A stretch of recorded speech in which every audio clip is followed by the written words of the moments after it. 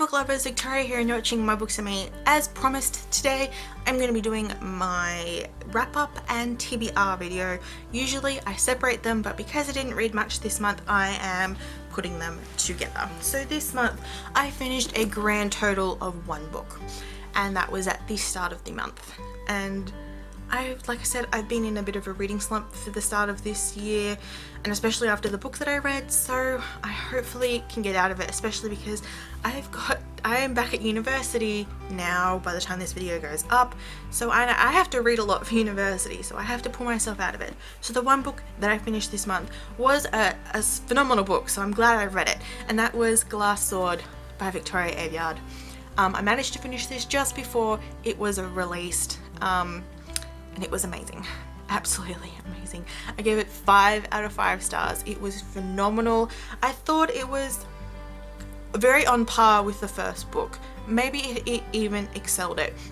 But they are kind of different. This one was a lot of action. The first book obviously was a lot of world building and character building, and we sort of didn't really get a lot of action until right at the end of the book, which we all know about, that big plot twist at the end of the first book.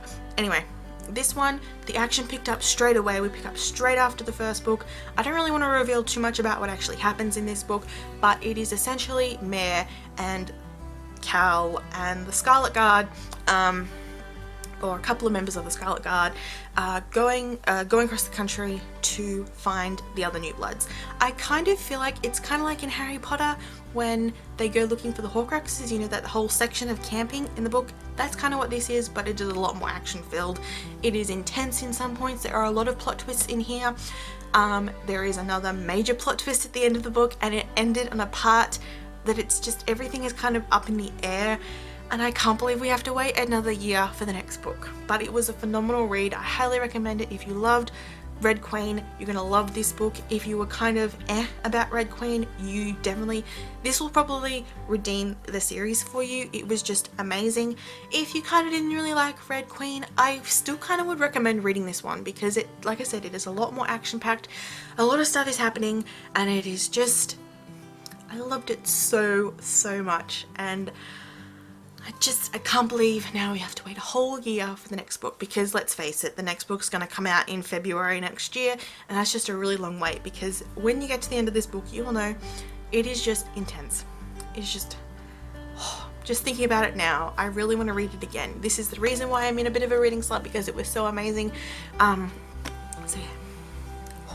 So I have been making my way through some books this month. I do have some, you know, I'm in the middle of some. First one is Through the Looking Glass and What Alice Found There by, who is it? Lewis Carroll. I started this one this month. I'm only 33 pages in. Hopefully I can get through more of it this month. I've been wanting to read short books to help me get out of a reading slump. And also I need to read I want to read this because obviously the movie is coming out in April, I think. But I also want to read Splintered by A.G. Howard, which is a retelling of these 2 books, so I need to finish this one. Another one I've been reading this month is Cruel Crown by Victoria Aveyard. This is the novella bind-up of Queen Song and Steel Scars. I've already read Queen Song. I read that last year, so I've been making my way through Steel Scars. Not very successfully, because, where are we? I've literally read, quite a few. I've read 1, 2, 3, 4, 5, 6, 7. I've read 8 pages of Steel Scars, which puts me a grand total of 65 pages through the book, which sounds better, even though I have already read Queen Song. So yeah, I'm really enjoying it. I probably should get this read while I'm still sort of on a high from Glass Sword. But I really recommend this. I think these 2 novellas are really not crucial to the series, but they're definitely interesting reads to the series. Okay. The next book that I don't think I read much, if any, this month, and that is Looking for Ali Brandy by Melina Marchetta. I started this one back in January because I wanted to read an Australian book around Australia Day, and I am currently 43 pages in. I'm really enjoying it. It's just a really fun contemporary it's like a coming of age story about this 17 illegitimate and It's about Josephine Ellie Brandy, who is 17, illegitimate, and in her final year at school. She's got issues with her mum, issues with her grandmother. She's just, I don't know, it's coming of age, it's, you know, finding out who you really are. It's just a really interesting book. It's really like an important book within Australian culture. It was like a really big book when it came out back in the 90s. So yeah, it's just, yeah. The other book that I've been reading this month, which I've kind of been focusing on more so over the other 3 books I just showed you, and that is Hatchet by Gary Paulson, the first book in the Brian's Saga series. I'm currently 49 pages in, and I'm really enjoying this one. I read it back in high school, back in year 7, which was like probably 7 years ago. It's probably been 7 years since I've read this, and I enjoyed it back then, and I'm enjoying it now. It's just a really light read, even though it's kind of sad kind of thing. I don't know. It's about this 12-year-old boy, Brian, whose parents are just divorced, and he's going up to stay with his father for the summer, who he lives up, I think it's near the mines or something in Canada. He's flying from New York, I think it is. And it's just him and the pilot. It's like a, you know, 2-seater plane kind of thing. And during the flight, while they are over the Canadian wilderness, where it is nothing but trees and lakes for miles, the pilot suffers a heart attack, and Brian ends up flying the plane for a little bit, but he realizes that it'd be safer for him to try and land the plane somewhere than having it crash land somewhere. So he ends up landing it in a lake, and he survives. And now it's just all about him trying to survive out in the wilderness until someone can come and find him, which he realizes might be a while because the plane has gone drastically off course. So yeah, it's just a survival story about this 13-year-old boy trying to survive in the wilderness, and I think it's just a really fun story. It is, like I said, it is kind of dark in places, but it is still like a really interesting story. Highly recommend it. So that's all I've read this month, but so onto my TBR. I have 3 books this month, or really 4 books this month that I will be reading for uni. I only have 2 of them here, the other 2 I'm waiting for to arrive.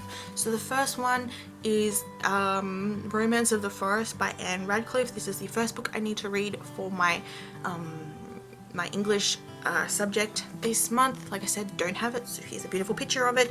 I have no idea what it's about, so we'll see how we go. The next book I need to read is Northanger Abbey by Jane Austen, which is good because this one's like the shortest book I have to read for that subject. I can't remember what happens with this one.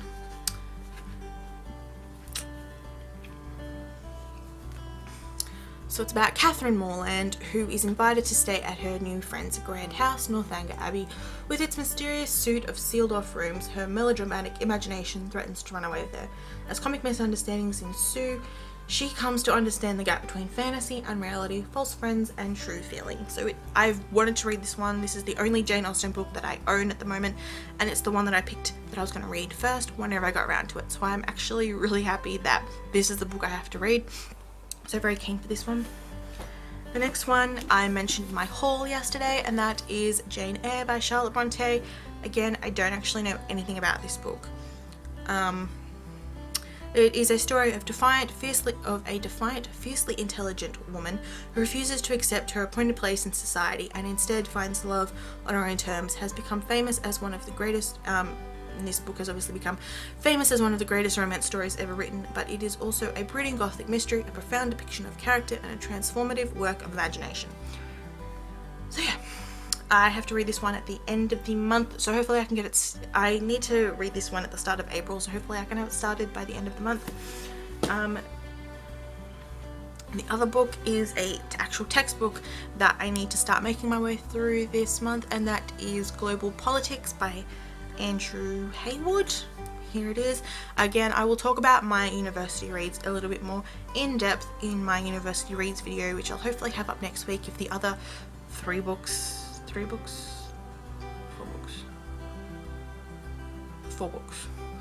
arrive. So yeah, the other book that I kind of want to read, so apart from my university reads, I kind of want to break this month up with something else. So obviously I'm going to be trying to finish some of these books, make my way further through some of these books but I'm also going to maybe start reading The Siren by Kira Cass. I'm definitely not going to try and force myself to read this one, but I just feel like it might be something really good to read between all these classics. So that is it for my February wrap up and March TBR. I can't believe we're up to March already. It is insane. Like I said, I hope to be able to get some more videos up every week. I don't think I'm going to be doing top 5 Wednesdays. I kind of haven't been liking the topics recently, but we will see. I will definitely try and keep doing Saturday videos. So yeah, I'm definitely going to try and get back into booktube this month because I have kind of missed it. Like I said, I just haven't had the motivation to actually do anything because I've had a lot of stuff to do, and when it is like 40 degrees, you have no motivation to do anything. So hopefully I'll see you guys soon with another video. Happy reading. Bye.